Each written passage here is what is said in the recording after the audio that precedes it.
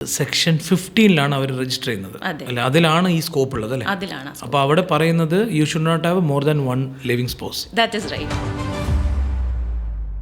Special marriage ആക്ടിൻ്റെ ഒരു conditions വെച്ച് പറയുകയാണെങ്കിൽ സെക്ഷൻ 4 പറയുന്നത് അവർക്കൊരു ലിവിങ് സ്പൗസ് പാടില്ല എന്നുണ്ട് ഈ പോകുമ്പോൾ ടെക്നിക്കലി.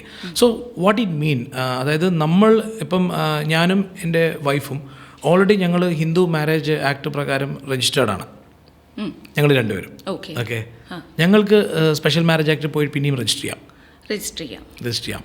അപ്പം എൻ്റെ first marriage Hindu marriage act പ്രകാരം അത് നല്ലിഫൈ ആകുമോ? അല്ലെ, അവിടെയാണ് മേജറായിട്ട് വരുന്ന ഒരു കൺസേൺ. ഫോർ എ മുസ്ലിം അവരെങ്ങനെയാണ് നോർമലി നിക്കാഹ് ചെയ്യുന്നത്? അവർ എവിടെയാണ് രജിസ്റ്റർ ചെയ്യുന്നത്?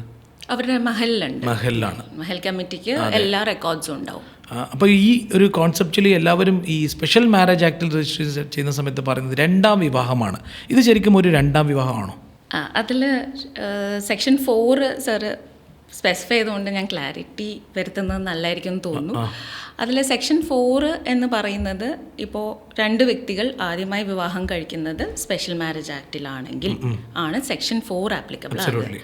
പക്ഷേ since you mentioned you are married to your wife under Hindu marriage act, already Hindu marriage ആക്ടിലോ അല്ലെങ്കിൽ മുഹമ്മദൻ ലോ വെച്ച് നിക്കാഹ് കഴിക്കുകയോ ചെയ്ത ആളുകൾക്ക് പിന്നീട് ഒരു സ്പെഷ്യൽ മാരേജ് ആക്ടിലെ വിവാഹത്തിനെ പറ്റിയാണ് സാർ ചോദിക്കുന്നത്.